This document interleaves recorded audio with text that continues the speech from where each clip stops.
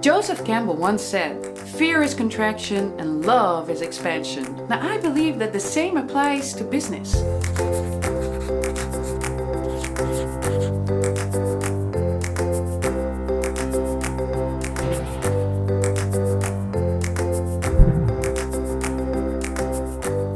Deeply trusting is a felt sense. It's not something that you can decide to do with your brain. Like, oh, today I'm just going to trust life. Start with you.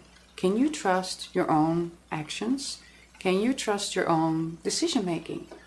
Can you feel that they are really okay? Is there a sense of ease in your system? If not, we can sit for days talking about trust, but you will never convey it to your team unless you show us how.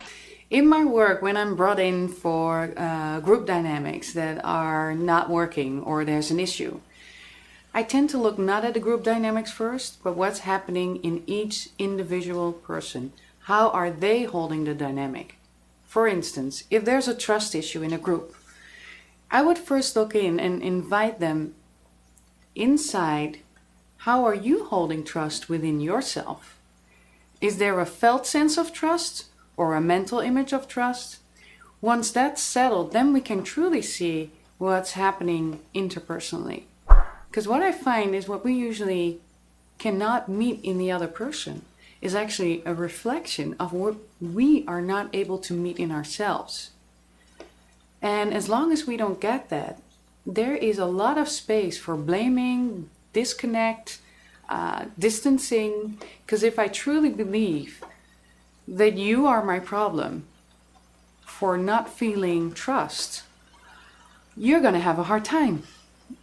If I'm invited back into myself and I can let it come to rest there and have an alignment, then that naturally radiates outside of me.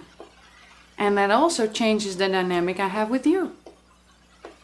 And that's what I usually see in the groups, teams, or individuals I work with. Is first we meet how you hold the dynamic inside of you, because that ultimately change the dynamic outside of you.